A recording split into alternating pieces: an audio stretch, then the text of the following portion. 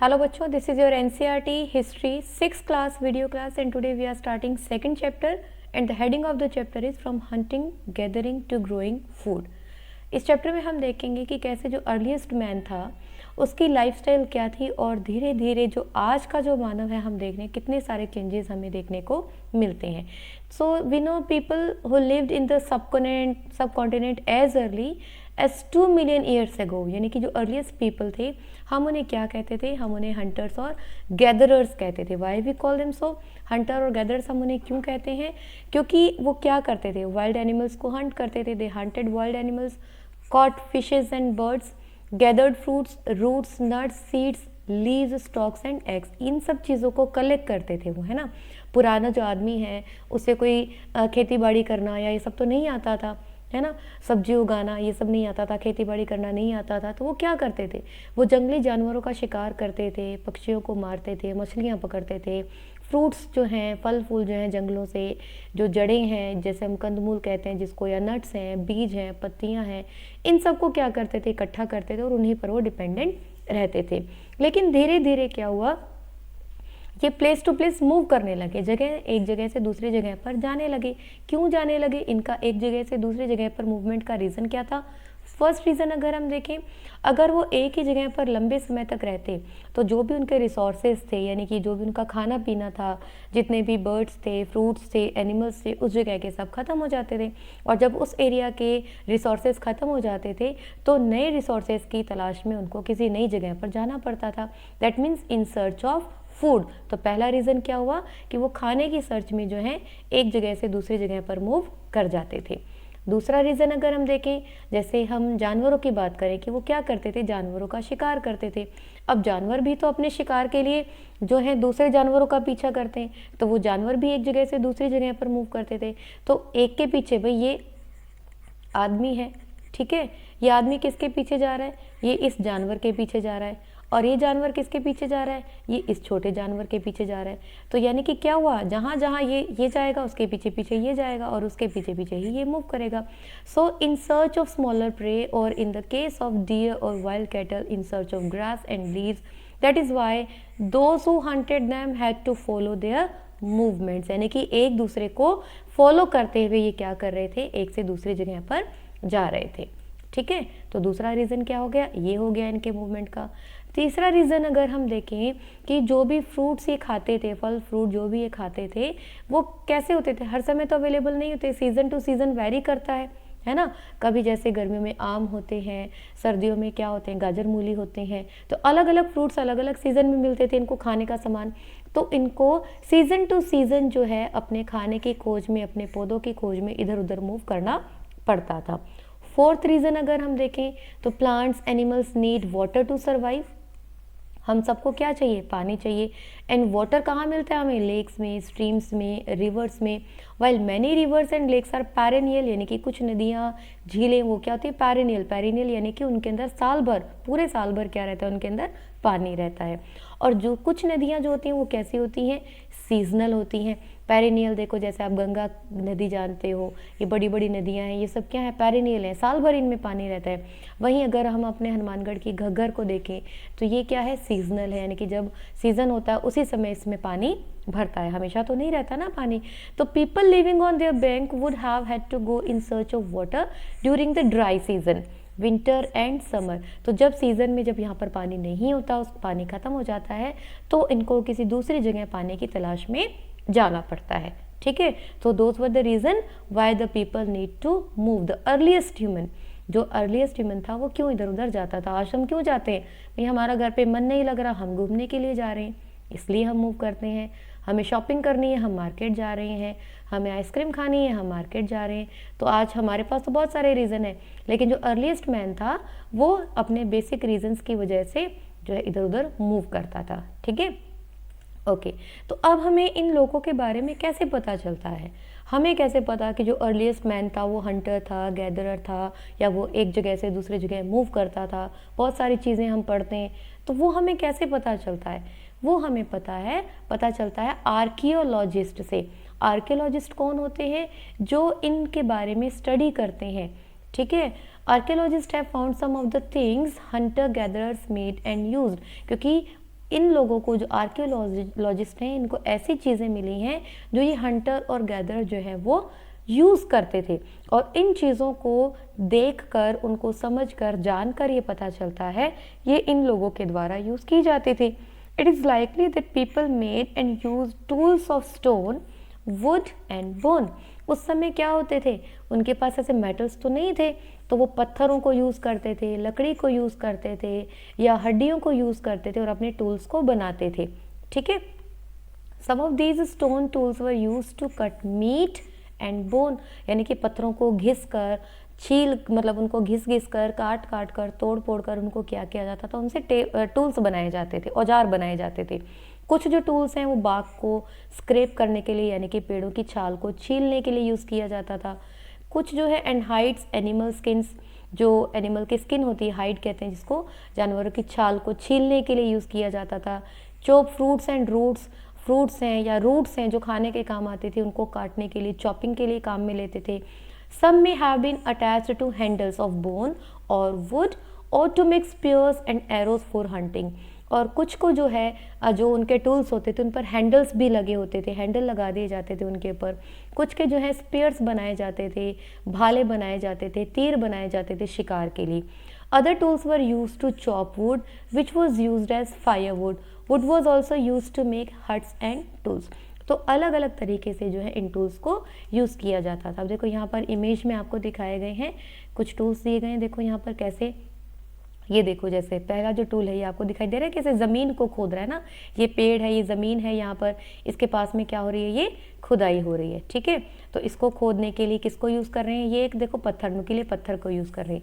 यहीं पर आप देखो ये एक दूसरा नुकीला पत्थर है, इससे क्या कर रहे हैं, ये देखो जानवर की छाल है, इसको सीलने का काम किया जा रहा है। क्लियर, तो इस तरीके से अलग अलग टूल्स को जो है वो यूज़ किया जाता था। डन, चलिए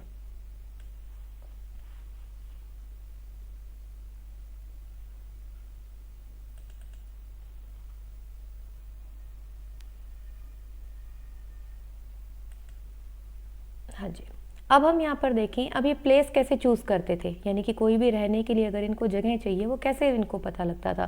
तो सबसे पहले तो हम यहाँ पर मैप देखते हैं। देखो इस मैप के थ्रू मैं आपको बताती हूँ यहाँ कौन कौन से एरिया, यहाँ पर मैं आपको 3 एरियाज़ बताती हूँ जहाँ पर हमें लोगों के रहने का पता चला। हमें मतलब जो आर्कियोलॉजिस्ट होते हैं उनको पता चला।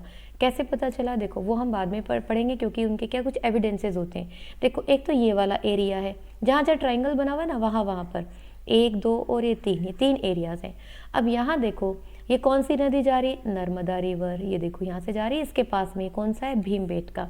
इसके पास ये देखो कृष्णा रिवर, इनके पास कौन सा है, होंगसी। यहाँ पर ये आ गई कुरनूल केव्स। तो ये एरियाज़ जो हैं, इसके अलावा और भी बहुत सारे एरियाज़ हैं, लेकिन मेनली यहाँ पर क्यों, यहाँ देखो रिवर्स हैं। अब हम जानते हैं जहाँ कहीं भी रिवर्स होती हैं, पानी होता है, वहाँ पर जो भी सिविलाइजेशन होता है वो डेवलप होता है। क्योंकि हमें रहने के लिए सबसे पहली ज़रूरत हमारी क्या होती है, पानी होती है। हमें पीने के लिए पानी चाहिए, हमें एक जगह से दूसरी जगह पर जाना है तो उस नदियों के थ्रू हम क्या कर सकते हैं, जा सकते हैं, एक जगह से दूसरी जगह पर हम जा सकते हैं। उस पानी को यूज़ करके हम खेती बाड़ी कर सकते हैं। तो नदियों के किनारे ही जो है वो बहुत ज़्यादा सिविलाइजेशन डेवलप हुआ है। इसी तरह के कुरनूल केव्स की हम बात करें, केव्स हैं यहाँ पर, ये गुफाएं हैं। तो नेचुरली ये गुफाएं ऐसी बनी हुई हैं कि यहाँ पर जाकर जो है लोग शेल्टर ले सकते हैं, शरण ले सकते थे। ठीक है, अर्ली ह्यूमन की हम बात कर रहे हैं। तो उस समय मकान तो नहीं होते थे, भाई धूप है, बारिश है, जानवरों से अपने आप को प्रोटेक्ट करना है, तो मकान तो नहीं बने हुए थे। इन गुफाओं के अंदर ही हैं जो लोग जो हैं प्रोटेक्ट करते थे अपने आप को। तो यहाँ पर कुछ जो प्लेसेस हैं वो मार्क किए गए हैं, जो भी आपको मैंने 3 बताया, जहाँ पर जो है हमें एविडेंसेस मिलते हैं कि यहाँ पर जो हंटर और गैदरर्स हैं यहाँ पर रहते थे। Many sites were located near source of water, जो आपको मैंने बताया जैसे रिवर्स हैं, लेक्स हैं, इनके पास ही जो है ज़्यादा सिविलाइजेशन डेवलप होता है। यहाँ पर हमें ज़्यादा एविडेंसेस मिले हैं। ठीक है, जैसे भीमबेटका हमने पढ़ा, भीमबेटका इन प्रेजेंट ये कहाँ पर है, मध्य प्रदेश में है। ये एक बहुत पुरानी साइट है जहाँ पर केव्स हैं, रॉक शेल्टर्स हैं, और लोग जो हैं अर्लीस्ट ह्यूमन की हम बात करें तो नेचुरल केव्स को यूज़ करते थे, और यहाँ पर बारिश के समय में, सर्दी में इनको प्रोटेक्शन मिलती थी। These rock shelters are close to the Narmada valley. तो ये हमने देखा अभी मैप में। चलिए, as stone tools were important, people try to find places were good quality stone was easily available. यानी कि जहाँ जहाँ पर अच्छे पत्थर इन्हें मिलते थे वहाँ पर उनको रहने की भी सुविधा होती थी, यानी कि पत्थर को घिसकर जो है ये टूल्स के तौर पर यूज़ करते थे। अब नदियों का यूज़ क्यों किया इन्होंने, सिलेक्शन क्यों किया, क्योंकि नदियों के साथ क्या होते थे, पत्थर ऐसे लुढ़कते हुए, सरकते हुए, अलग अलग शेप में घिसते हुए यहाँ पर इनको मिल जाते थे। तो इसीलिए हम देखते हैं कि जो नदियाँ जो है वो हर तरीके से जो है सिविलाइजेशन को सपोर्ट करती हैं। अब यहाँ पर देखो एक इमेज हमें दी गई है, देखो एक रॉक पेंटिंग की, अ painting from a rock shelter. ये पेंटिंग देखो बता रही है कि ये एक ह्यूमन बीइंग है और ये एक जानवर जो है वो भाग रहा है, ये इसको पकड़ रहा है। Many of the caves in which these early people lived have paintings on the walls. Some of the best examples are from Madhya Pradesh and southern Uttar Pradesh. These paintings show wild animals drawn with great accuracy and skill. यानी कि इन दीवारों पर, इन गुफाओं की दीवारों पर जो है वो पेंटिंग्स हमें बनी हुई मिलती हैं। और मेनली अगर हम देखें तो ये कहाँ पर हैं, ये मध्य प्रदेश में या उत्तर प्रदेश में हम बात करें तो यहाँ हमें ये पेंटिंग्स बहुत ज़्यादा मिलती हैं। ये देखो ये आपको दिखाई गई है, पत्थर की जो है चट्टानें किस तरीके से ये दिखाई दे रही हैं। अच्छा, यहाँ पर अभी हमने वर्ड पढ़ा था साइट्स। साइट्स क्या होते हैं, देखो साइट्स का मतलब यहाँ पर ये है कि एक ऐसी जगह जहाँ पर जो टूल्स हैं या पॉट्स हैं या बिल्डिंग के रिमेन्स हैं वो सब हमें मिल रहे हैं। These were made, used and left behind by people, यानी कि किसी पुराने समय में जो लोग वहाँ पर रहते थे तो ज़मीन के नीचे दबे हुए जब हम उसकी ज़मीन की खुदाई करते हैं तो अलग अलग औजार जो हैं, इक्विपमेंट्स हैं या टूल्स जो हैं या उन लोगों के द्वारा जो चीज़ें यूज़ की जाती थी वो हमें देखने को मिलती हैं। तो उन एरियाज़ को हम साइट्स कहते हैं। These may be found on the surface of the earth, buried under the earth और समटाइम्स इवन अंडर वाटर। तो ये हमें कभी कभी सरफेस पर भी मिल जाती हैं, अर्थ के नीचे भी हमें मिलती है, कहीं कहीं पर हमें पानी के नीचे भी मिल जाती हैं। तो इन सब चीज़ों के बारे में हम आगे आने वाले चैप्टर्स में या हायर क्लासेस में भी हम आगे पढ़ने वाले हैं। ठीक है, अब हम बात करें आग की, यानी कि जो आग है वो भी धीरे धीरे जो है वो डिस्कवर कर ली गई थी। कैसे पता लगा हमें, जो ये भी हमें जो आर्कियोलॉजिस्ट है उन्हें ट्रेसेस मिले हैं। ट्रेसेस ऑफ ऐश, ऐश मतलब राख, हैव बीन फाउंड देयर, यानी कि जैसा भी हमने कहा ना साइट्स पर हमें चीज़ें मिलती हैं तो वहीं खुदाई में हो सकता है हमें राख मिली हो हम आर्कियोलॉजिस्ट को। तो वो राख कैसे बनती है, जब कोई चीज़ जलती है, और कोई भी चीज़ जलेगी कैसे, आग से। तो जो कुरनूल केव्स हैं वहाँ पर हमें इस राख के जो है ट्रेसेस मिले हैं। This suggest that people were familiar with the use of fire. Fire could have been use for many things, अलग अलग चीज़ों के लिए हम यूज़ कर सकते थे, रोशनी के लिए, मांस को पकाने के लिए, जानवरों को दूर रखने के लिए, तो अलग अलग जो है आग के यूज़ हुआ करते थे। ठीक है, अभी हमने मैप में पीछे देखा था, देखो जो अलग अलग टाइम पीरियड था, जो हमारे आर्कियोलॉजिस्ट हैं वो क्या करते हैं, जो भी हिस्ट्री है उसको अलग अलग टाइम जोन्स में हम डिवाइड कर देते हैं। जैसे हम पढ़ेंगे अभी आप देखो पैलियोलिथिक एज हम पढ़ेंगे, फिर हम मीजोलिथिक एज पढ़ेंगे, ठीक है, फिर हम पढ़ेंगे नियोलिथिक एज। तो ये सब क्या है, ये जो टाइम पीरियड है उस टाइम के दौरान हमें जो जो चीज़ें मिली हैं उनके बेस पर हम क्या करते हैं, टाइम को डिवाइड कर देते हैं। भाई आज तो हमारे पास में कैलेंडर है ना, हम कह सकते हैं 2005 का, या हम बात करें 1990s का, या हम बात करें 2020 का, लेकिन उस समय तो ऐसे कोई कैलेंडर नहीं होते थे। तो हम हिस्ट्री को कैसे करते हैं, हम उनको जो उस समय के एविडेंसेस हैं, जो ट्रेसेस हैं, जो उस समय के फीचर्स मिलते हैं आर्कियोलॉजिस्ट को, उसके बेस पर हम क्या करते हैं, टाइम पीरियड में बांट देते हैं। तो देखो सबसे पहला जो हम पढ़ रहे हैं वो कौन सा है, पैलियोलिथिक। पैलियो का मतलब क्या होता है, ओल्ड, और लिथोस का मतलब होता है स्टोन, यानी कि पुराने समय में, अभी हमने पढ़ा ना स्टोन के टूल्स यूज करते थे, तो पुराना समय जहाँ पर पत्थर को यूज किया जाता था, स्टोन्स को यूज किया जाता था, उस टाइम पीरियड को क्या कह दिया गया, पैलियोलिथिक। ठीक है, अब पैलियोलिथिक को भी क्या किया हमने, लोअर, मिडिल और अपर, 3 में डिवाइड कर दिया, यानी कि पुराना, बीच का और नया। ठीक है, यानी कि कैसे कैसे स्टोन्स यूज, पहले बिल्कुल सीधे पत्थरों को यूज़ करते थे, फिर थोड़ा सा उनको फिनिश करने लगे, जो ह्यूमन बीइंग थे उनको नुकीला बनाने लगे, अलग अलग तौर टाइम अलग अलग चीज़ों से उनको घिसकर। तो उन जो स्टोन टूल्स होते थे उनके बेस पर हमने पैलियोलिथिक को भी लोअर, मिडिल और अपर में डिवाइड कर दिया। ठीक है, इसके बाद जो टाइम पीरियड आया जिसमें एनवायरमेंटल चेंजेस हुए, बहुत सारे चेंजेस हुए, बिगनिंग अबाउट 12,000 ईयर्स एगो till about 10,000 years ago, is called mesolithic, यानी कि मिडिल स्टोन एज इसको कहा जाता है। क्योंकि अब जो स्टोन टूल्स होते थे इस समय में वो कैसे होने लगे, छोटे होते थे, पहले तो बड़े बड़े यूज़ होते थे क्योंकि इनको घिसना नहीं आता था, इतनी नॉलेज नहीं थी, लेकिन जैसे जैसे टाइम बीतता गया, इनको नॉलेज होती गई, तो ये औजारों को छोटा करते गए ताकि इनको हाथ में पकड़ना, यूज़ करना क्या हो जाए, ईजी हो जाए।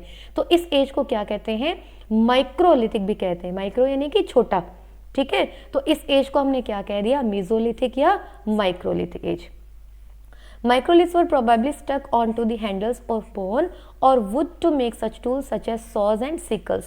इस तरह के औजार अब यूज होने लगे थे। At the same time older varieties of tools continue to be use in, ऐसा नहीं कि पुराने वाले छोड़ दिए, पुराने भी यूज हो रहे थे, लेकिन नए औजारों को भी उन्होंने बनाना सीख लिया था पत्थर से। अब जो अगली एज आई वो कौन सी थी, 10,000 ईयर्स एगो। इसको क्या कहा गया, नियोलिथिक एज, क्योंकि इस समय जो था और सारे चेंजेस आने लगे, तो उस समय के एविडेंसेस के बेस पर इसको क्या कहा, नियोलिथिक एज, ठीक है। तो ये सब चीज़ें अभी आगे हम और भी पढ़ने वाले। तो आपको यहाँ पर ये पता होना चाहिए कि हिस्ट्री को जो हम एराज में बांटते हैं, टाइम पीरियड में बांटते हैं, वो कैसे बांटते हैं, उस समय के एविडेंसेस के बेस पर, ठीक है। चलिए अब हम बात कर रहे थे जो कि जो एनवायरनमेंट चेंज हो रहा था, चेंजिंग एरा था, कैसे हो रहा था। देखो around 12,000 years ago there were major changes in the climate of the world, यानी कि पूरे वर्ल्ड के क्लाइमेट में बहुत चेंजेस आ गए। With a shift to relatively warm condition in many areas, this led to development of grassland, यानी कि जो वेदर था, क्लाइमेट जो था, नॉट वेदर, क्लाइमेट जो था वो टोटली चेंज हो गया। इसकी वजह से जो ग्रासलैंड थे वो डेवलप होने लगी, घने जंगलों के साथ क्या बनने लगे, ग्रासलैंड बनने लगे। This in turn led to an increase in the number of deer, antelope, goat, sheep, cattle, that animals that survived on grass, यानी कि जब ग्रासलैंड डेवलप हुए तो ग्रास पर डिपेंड करने वाले जो जानवर थे उनका डेवलपमेंट हुआ। अब ये जब जानवर डेवलप हुए तो इन जानवरों पर जो डिपेंडेंट थे वो डेवलप हुए। Those who hunted these animals now followed them, यानी कि वो इनको फॉलो करते हुए, हमने स्टार्टिंग में पढ़ा था ना कि एक दूसरे को फॉलो करते हुए एक जगह से दूसरी जगह पर पहुंच जाते थे। तो ये जो लोग थे ये एक दूसरे को फॉलो करते हुए नई नई जगहों पर पहुंच रहे थे। Learning about their food habits and their breeding seasons, यानी कि अभी इन जानवरों के बारे में समझ रहे थे कि ये क्या खाते हैं, ये कैसे ब्रीड करते हैं, किस सीज़न में ब्रीड करते हैं। It is likely that this help people to start thinking about herding and rearing these animals themselves, यानी कि जब ये इन जानवरों पर डिपेंडेंट होने लगे तो इन्होंने सोचा कि हम इनके पीछे पीछे भागते हैं तो हम इनको अपने पास ही रख लें, पालतू बना लें, अपना टेमिंग कर लें इनकी। तो ये इन जानवरों के बारे में समझने लगे कि हम इनको कैसे पाल सकते हैं, अपने पास हम कैसे रख सकते हैं। तो धीरे धीरे इन्होंने हर्डिंग और रियरिंग के बारे में जाना, और इसी समय जो फिशिंग थी वो भी धीरे धीरे जो है वो इम्पॉर्टेंट बनती चली गई। यानी कि लोग अब क्या कर रहे थे, आदमी, ह्यूमन बीइंग जो था वो मछली भी पकड़ना सीख गया था, ठीक है। तो यानी कि चेंजेस हम देख रहे हैं कि कहाँ वो हंटर गैदरर था, अब क्या करने लगा था, वो हर्डिंग और रियरिंग करने लगा था। अब देखो, अब हम देखेंगे कि वो कैसे फार्मिंग भी करने लग गया। This was also a time when several grain-bearing grasses, including wheat, barley, and rice, grew naturally in different parts of the subcontinent. अब जब घास के मैदान होने लगे तो धीरे धीरे जो अर्ली ह्यूमन था उसको ये दिखाई देने लगा, उसको समझ में आने लगा कि उस जंगली घास के साथ साथ कुछ ऐसे पौधे भी साथ में उग रहे हैं जिसके फ्रूट को, जिसके दानों को वो खा सकते हैं, यूज़ कर सकते हैं, ठीक है। नेचुरली वो चीज़ें जो हैं वो ग्रो कर रही हैं। So the man, women and children probably collected these grains as food and learned where they grow. धीरे धीरे इन्होंने देखा कि वो किस एरिया में ग्रो हो रही हैं, किस सीज़न में ग्रो हो रही हैं, कब ये पूरी पककर तैयार हो रही हैं, यानी कि वो इन चीज़ों को समझने लगे। अभी इन्होंने क्या किया, देखो, हर्डिंग सीखी थी, यानी कि जानवरों को पालना, रियरिंग सीखी थी। अब क्या कर रहे थे, ये फार्मिंग के बारे में भी जानकारी हासिल कर रहे थे, यानी कि फार्मिंग यानी कि अनाज उगाने के बारे में भी ये समझ रहे थे। Think about growing plants on their own. In this way people became farmers. तो क्या थे पहले, ये हर्डर्स थे, गैदरर्स थे, ठीक है। इसके बाद क्या बन गई, इन्होंने हर्डिंग और क्या रेयरिंग सीखी, इसके बाद इन्होंने फार्मिंग सीखी। People could also attract and then tame animals by leaving food for them near their shelters. अब जो जानवर हैं उनको भी खाने, उनको समझ में आने लगा कि जो घास फूस खाते हैं उनके लिए उन्होंने क्या किया, जो अनाज के घास फूस होते थे वो उन्होंने चारे के रूप में इनको रखना शुरू किया, और चारे के तौर पर वो जो जानवर थे इनके आसपास आने लगे। तो धीरे धीरे इन्होंने क्या कर लिया, इनको टेम कर लिया, यानी कि इनको पालतू बना लिया। Later, people encouraged animals that were relatively gentle to come near the camps where they lived. These animals such as sheep, goat, cattle and also the pig live in herds. ये झुंड में रहते थे जानवर, तो एक आया इसके साथ साथ क्या हुआ, झुंड के झुंड आने लगे। और जब इन जानवरों को इन लोगों से ही, अर्ली ह्यूमन के जो बस्तियां थी इसके आसपास, जब इनको मिलने लगा खाना, तो ये भी वहीं पर रहने लग गए। ठीक है, अब क्या हुआ देखो, that were relatively gentle to come near the camps, ये herds में रहते थे, and most of them ate grass. Often people protected these animals from attacks by other wild animals. This is how they became herders. यानी कि अब जो जानवर थे, जो टेम्ड जो इनके पास थे, वो इनके दूसरे जानवरों से प्रोटेक्शन भी करते थे। अब जो डॉग है वो पहला एनिमल हम कह सकते हैं टेम किया गया। क्यों किया गया? क्योंकि ये इनको प्रोटेक्ट करता था, दूसरे जंगली जानवरों से इनकी प्रोटेक्शन करता था, तो इस तरीके से डॉग को इन्होंने टेम किया। अब यहाँ पर देखो डोमेस्टिकेशन एक वर्ड आता है। डोमेस्टिकेशन यानी कि जो हम टेमिंग कह रहे हैं, यानी कि पालतू बनाना, is the name given to the process in which people grow plants and look after animals.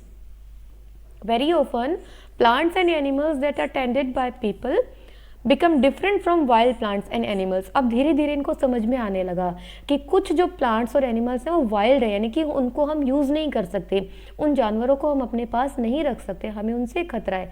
यही कुछ प्लांट्स ऐसे हैं जिनको हम खा सकते हैं, यूज़ कर सकते हैं, और कुछ जानवर ऐसे हैं जिनको हम पालतू बना सकते हैं, जो हमें प्रोटेक्शन दे सकते हैं। This is because people select plants and animals for domestication, यानी कि अब लोगों को डोमेस्टिकेशन के बारे में पता लगा। For example, they select those plants and animals that are not prone to disease. They also select plants that yield large size grain and have strong stalks capable of bearing the weight of the ripened grains। यानी कि इनको समझ में आने लगा कैसे बीज इनको रखना है, यानी कि जिनको कोई बीमारी नहीं हो, जो अच्छा इनको खाने को मिल जाए, जिनके जो ग्रेन्स हैं वो बड़े हों, स्ट्रॉन्ग हों, और जो है पके हुए अनाज के दानों को वो बियर कर सकें। यानी कि धीरे धीरे इनको समझ में आने लगा, जैसे आज किसान करता है ना, खेती करता है, कि उसको कैसे पहले बीज सेलेक्ट करना होता है, भी किस बीज से उसको कैसी पैदावार मिलेगी, जो प्रोडक्शन है वो कैसा होगा, तो वो सब चीज़ें धीरे धीरे करके वो भी समझने लगे। अर्ली ह्यूमन भी जो है वो समझने लगा। और इसी तरीके से जानवरों के बारे में भी वो समझने लगे। That are relatively gentle are selected for breeding, यानी कि जिनको वो अपने पास रख सकते थे, जो जिनसे उनको कोई नुकसान नहीं होता था, उनको अपने पास वो रखने लगे। As a result, gradually domesticated animals and plants become different from wild animals and plants. For example, the teeth and horns of wild animals are usually much larger than those of the domesticated animals. देखो यहाँ पर आपको दिखाया गया है ना, ये आपको एक जंगली जानवर और एक पालतू जानवर का टीथ दिखाया गया। देखो ये कितने तीखे हैं, खतरनाक है ना, और यहीं ये इतने तीखे खतरनाक नहीं है। तो छोटी छोटी बारीकी से जो है अर्ली ह्यूमन इन चीज़ों को समझने लगा कि किस तरीके से वो जानवरों को टेम कर सकता है, डोमेस्टिकेशन को वो समझने लगा। ठीक है, चलिए। Domestication was a gradual process that took place in many parts of the world. ऐसा नहीं है कि तुरंत ही सीख गया वो। It begin about 12,000 years ago.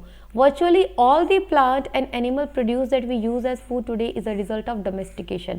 यानी कि आज जो हम जिस पोजीशन में हैं वो उस समय के डोमेस्टिकेशन का ही रिजल्ट है। Some of the earliest plants to be domesticated were wheat and barley. The earliest domesticated animals include sheep and goat. यानी कि पौधों की अगर हम बात करें तो wheat and barley को सबसे पहले जो है अर्ली ह्यूमन ने सीखा, फार्मिंग सीखी उसकी, और इसी तरीके से जानवरों में हम देखें तो शीप एंड गोट को सीखा। ठीक है, तो चलिए आज हम अपने वीडियो को यहीं पर ही पोस्ट करेंगे, नहीं तो वीडियो जो है हमारा लेंदी हो जाएगा। तो आई होप यहाँ तक आपको सारी चीज़ें क्लियर हैं। कोई भी टर्म, कोई भी लाइन अगर क्लियर नहीं हो, feel free to comment in the comment section. आप कमेंट सेक्शन में पोस्ट करें अपने डाउट्स को, क्वेरीज को, एंड कीप वॉचिंग। अगली वीडियो में हम फिर से मिलेंगे। Till then keep watching. Thank you.